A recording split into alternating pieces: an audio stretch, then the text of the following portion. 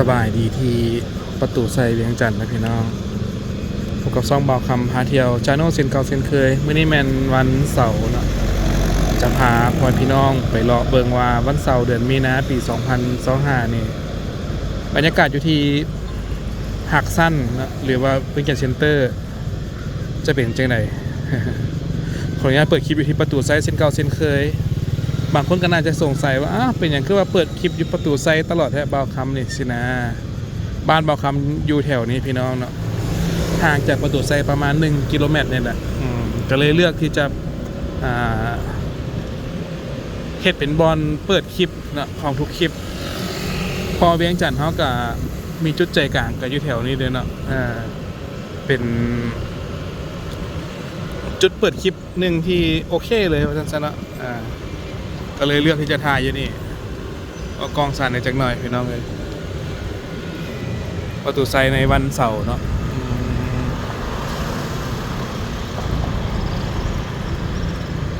บอกคำจะพาไปเบิ่งภาคสั้นในยามแรงเพราะเพิ่นว่ามีการขายอาหารเปิดบูธนั่นนี่เนาะพอดีบอกคำก็หิวข้าวเด้อตอนนี้ก็เวลาประมาณ8 โมงยางกลางคืนแล้วเนาะ เดี๋ยวไปเบิ่งว่าเพิ่นสิมีหยังขายแน่เนาะแล้วบอกคำจะซื้ออย่างแน่ติดตามไปน้ำกันประตูใส่ในยามค่ำคืนพี่น้องเลย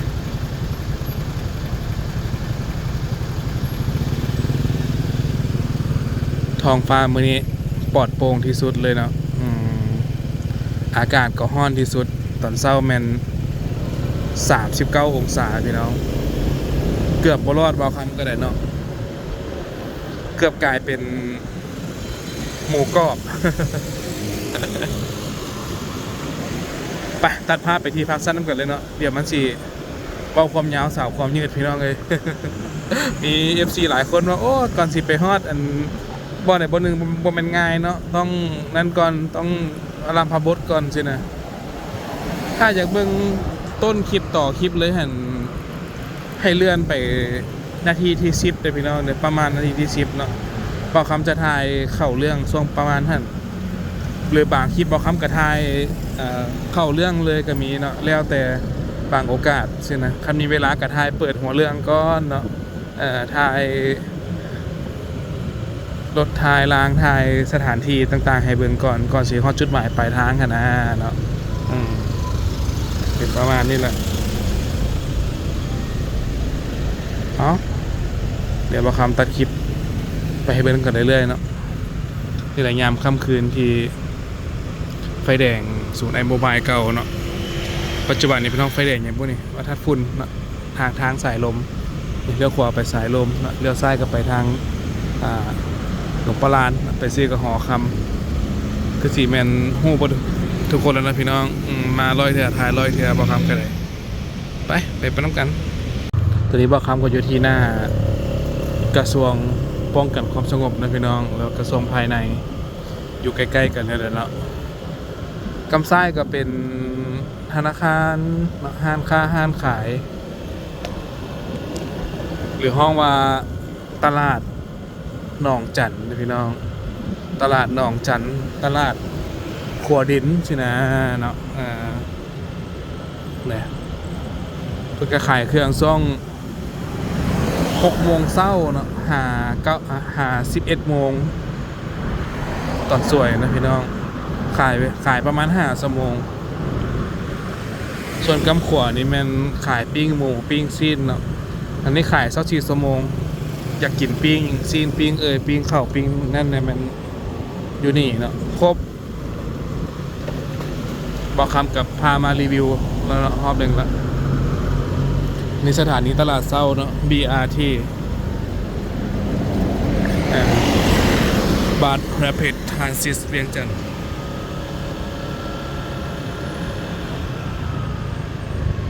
นี่ก็สถานีรถเมล์เวียงจันทน์ในปัจจุบันเนาะสถานีรถเมล์เวียงจันทน์ในปัจจุบัน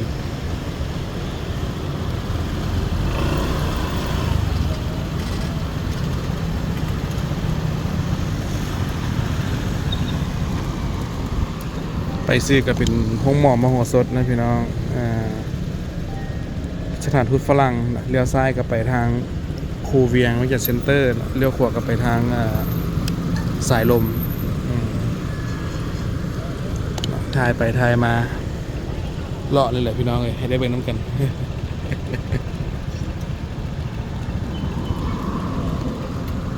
เอาคอยตู้เธอหน่อยพี่น้องถ่ายอินเสิร์ตเรื่อยๆให้นะครับชมเนาะก่อนสีถ่าไฟเขียวเนี่ยประมาณง่ายเลยพี่น้องขั้นตอนสวยก็มันจะกรอบพอแล้วเนาะความดด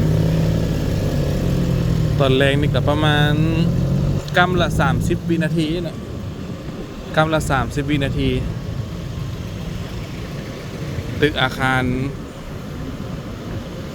อยู่ข้างเวนเจอร์เซ็นเตอร์นะพี่น้องเพิ่นเขียนบริษัทสายส่งอย่างจักอย่างเลยเนาะบางคำก็อ่านบ่คักซอกบอลจอดรถคนเด้อบัดนี้เด้อเพิ่นจัดอยู่นี่พี่น้องเนาะบูธอาหารแขกคนก็หลายพอสมควรอยู่เด้อ่ะเดี๋ยวซอกบอลจอดรถก่อนรู้สึกว่าบอลจอดรถจะเต็มนะพี่น้องฟุ้นเนาะบอกคำจักชิมนใช่ปุ่นนี่รอเบิ่งเนาะจอดใส่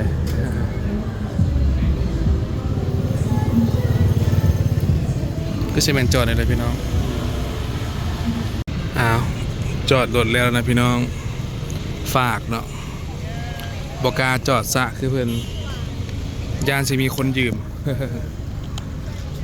ตึกตัวสุดท้ายเห็นแมนภาคสั้นเลยพี่น้องเด้อเนาะ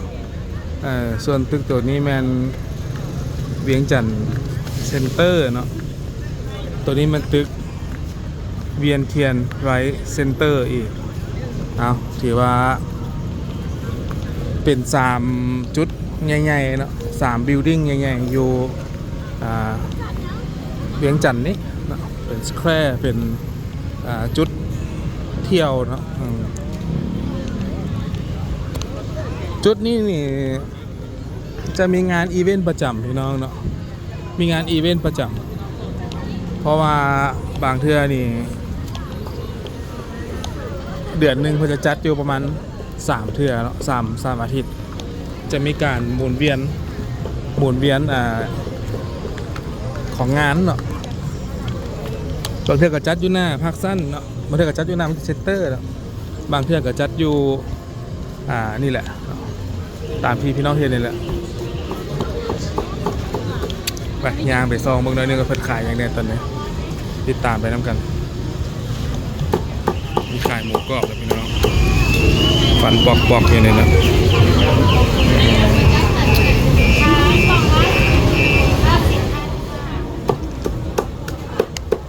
ฟันหมูกรอบรู้สึกว่าเครื่องขายจะหลายเป็นพิเศษนะพี่น้องบูธหนึ่งกับสิเบิร์ดหลายอยู่ด้วยเนาะคาเซานี่ก็เลย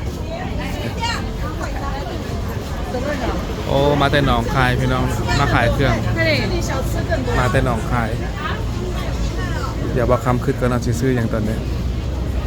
กระยางเข้ามาสิซื้ออะไรก็สิโพดเต็มหมดเนาะ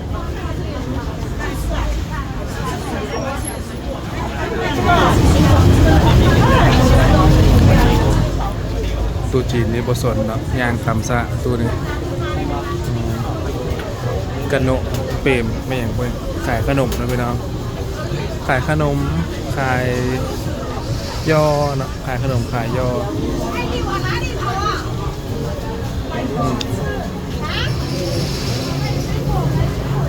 ก็ปิ้งหอยพร้อม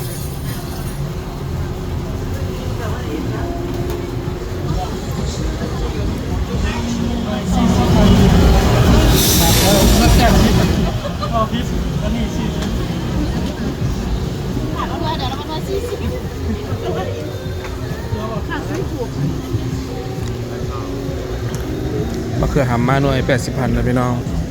เขือหำมาหมูสับเนาะถ้า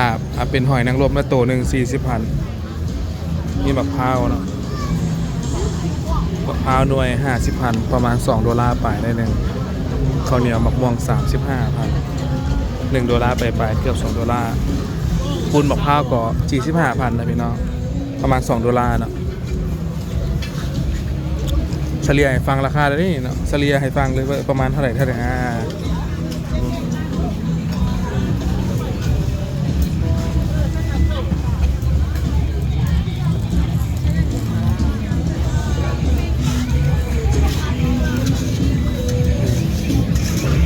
่องขายหลายเรื่องเนาะจุดนี้ต้องได้ยางไก่นิดนึงเพราะว่าเสียงเพลงที่ลิขสิทธิ์เนาะต้องได้เว้าเสียงสู้ได้จักหน่อย โอ้ไม่อย่างหน่อยนี่สั่นลูกซีนยืนกินเพราะฉะนั้นยืนกินนั่งกินกันตามสบายแล้วเนาะลูกซีนมันมีบนนั่ง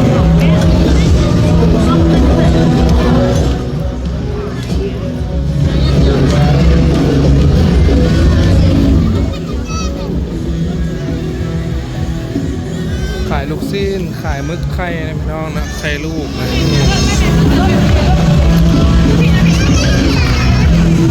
ไข่ลูกแน่ปลาหมึกไข่เลยสินะลายอันหลายแนวนะในยูนกินนี่มันเต็มเลยยำเยิมนี่ก็มี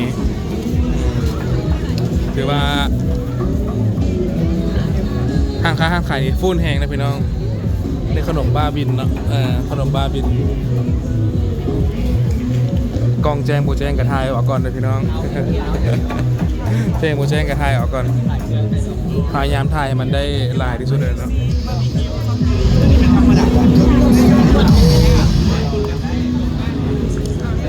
หอยแครงลวกก็มีนี่หอยแครงลวกย่อจืดใช่ไหมนี่หอยแครงกุ้งเนาะนี่ก็ทอดแมงไหม้ทอดแมงไหม้ขายยำขายย่อจืดตอนนี้บ่คำขึ้นอยู่ว่าจะกินยังบ่ทันอยากคักเจอเดี๋ยวขายลูกชิ้นนะพี่น้องลูกชิ้นแซ่บบ่โอลูกชิ้นที่ไอ้เอกย่องได้ย่องว่านะว่าสุดยอดนั่นเด้เอา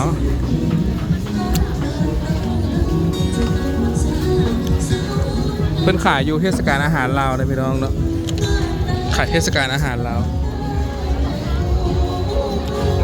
นี่ก็เป็นแซ่บซื่นใจขายซูชิ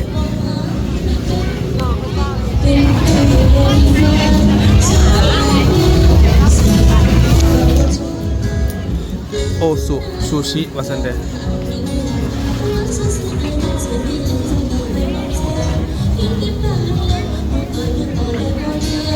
นี่ก็สารพัดหอย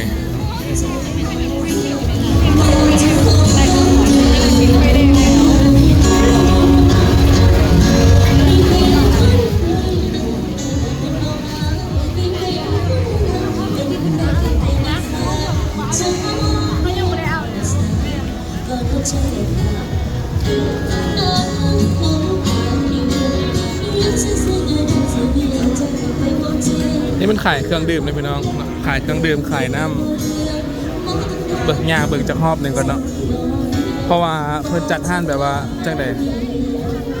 ยางอ้อมได้ขนาดเนาะความหมายยางอ้อมได้ขนาด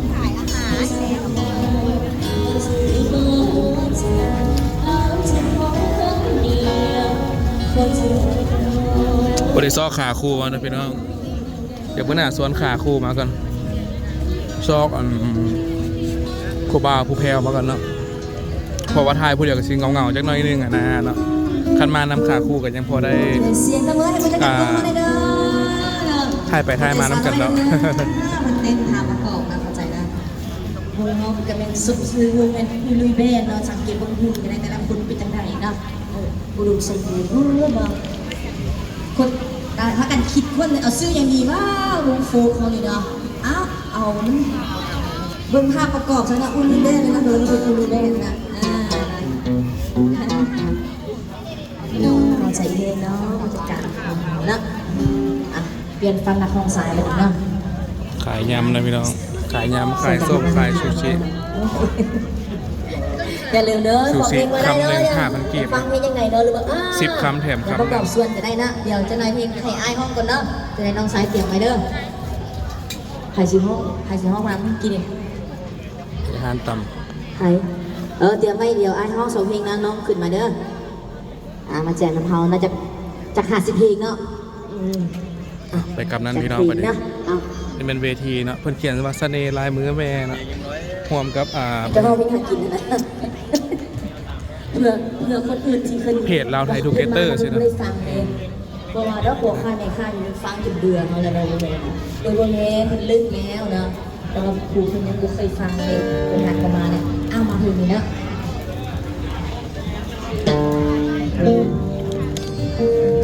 มีเดียมดาร์กพี่น้อง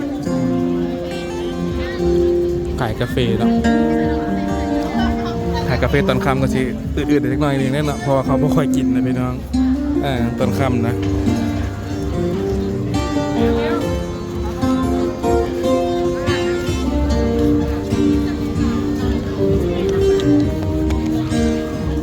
ตำบักกล้วยตานี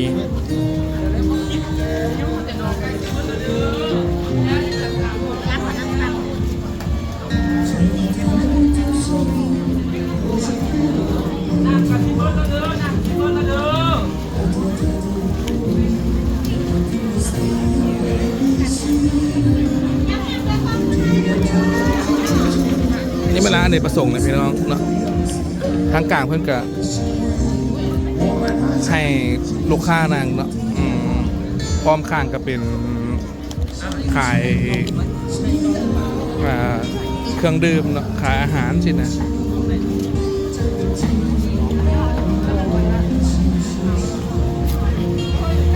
นี่เป็นซา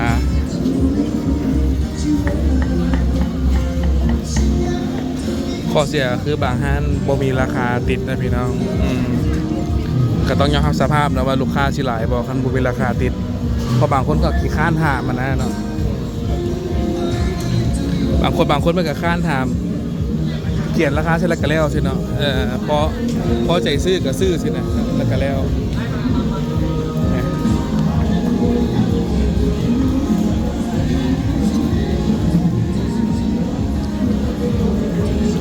อันนี้ขายน้ำเซ็ตงานไปน้ำซื้ออย่างนอกเปล่าคำเลย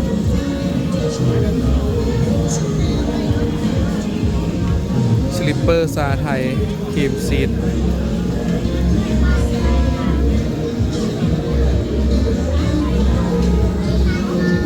เบิกยางหลอกกันซะเนาะ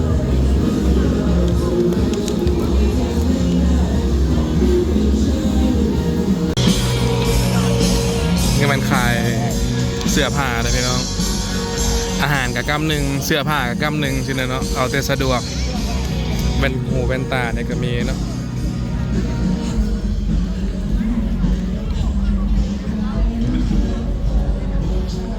ถือว่าโอเคอยู่เลยถือว่าโอเคอยู่ดีก่อนผมมีกิจกรรมหลายนะพี่น้องอันนี้ร้านกิจกรรมหลายบอลก็พอได้ยางลินยางหัวพอได้พาโมคูมาผสม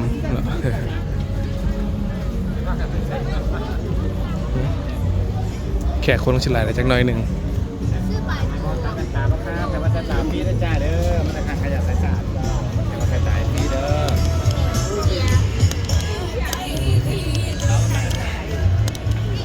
เลยประมาณนี้เนาะพามาส่องเบิงงานกิจกรรมอยู่ที่เวียงจันทน์เฮาเนาะในวันเสาร์เดือนมีนาปี2025นะพี่น้องเหลือตัวนี้ยังบริทายได้หนึ่งให้มันแล้วซะเนาะตัวทางกลางเลยนะเบอร์นี้ก็ถือว่าจบ เพราะว่ายางอ้อม2เสร็จแล้วเด้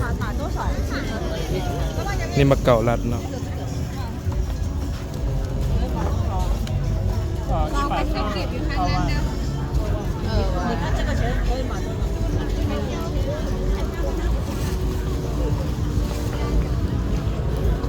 ส่วนใหญ่ก็เป็นวัยรุ่นนะพี่น้องวัยรุ่นล้วนๆยางเลาะอยู่นี่เดี๋ยวเบาคาเหมือนกันเท่าผู้เดียวเนี่ยเอาเป็นว่าเบาคำยางเลาะซื้อเครื่องได้หนึ่งก่อนเนาะ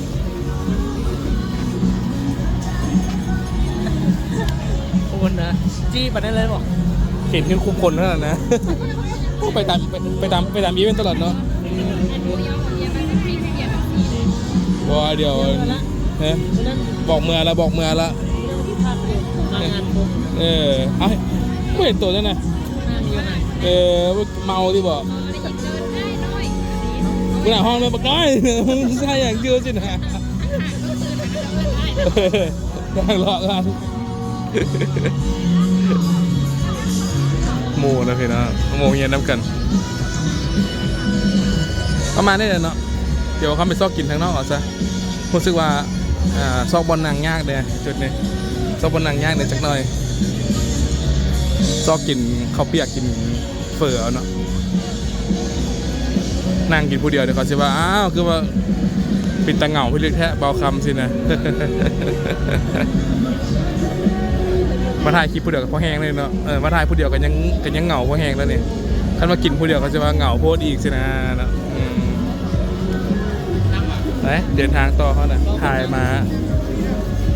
สู่พี่น้องทุกคนเบิ่งเด้อเนาะทางในประเทศต่างประเทศเนาะขอบใจที่ตามรับชมเนาะขอบใจที่ให้กำลังใจกันตลอดมาได้พี่น้องเด้อ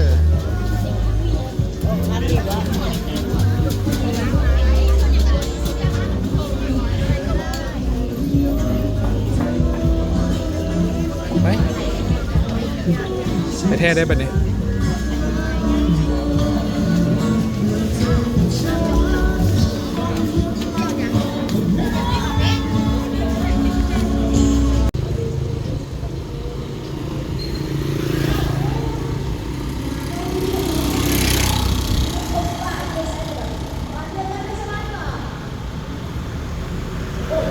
ลายกิจกรรมพี่น้องลงรถนี่บ่อันจอดรถนี่บ่กล้าจอดโลเลเนาะเดี๋ยวเขาสิมายืมเอาเดินทางกลับบ้านก่อนซอกกินข้าวกินน้ำกันเนาะแล้วก็เมื่อนอนพักผ่อนละเนาะช่วงนี้รู้สึกว่าฮักโฮมหลายพละเบาคำนะ ไปเขียนแลนด์มาร์คเวียนเชียนเนาะพี่น้องเนาะแลนด์มาร์คเวียนเชียนไลท์เซ็นเตอร์เนาะไลท์เซ็นเตอร์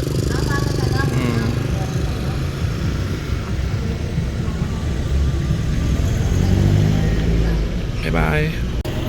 ออกจากงานมากับมาแวะกินเฝอขั่วนะพี่น้องเนาะอยู่ด้านหน้าทางเข้าวัดบางรองเนี่ยนะเนาะเฝอขั่วสีหอมนางทอนเดี๋ยวสั่งแล้วเข้าไปนั่งทานทางด้านในเนาะ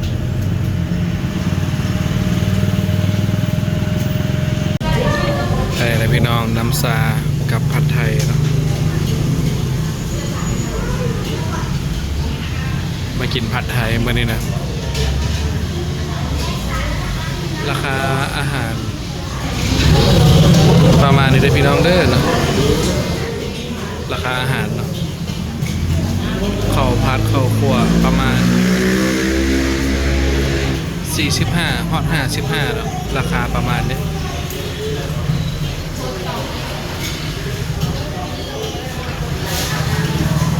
มาคำกินข้าวกับพี่น้องเนาะจึงว่ากันบ๊ายบาย8เทื่อแล้วเนาะหอมเลยวิดีโอเนี่ย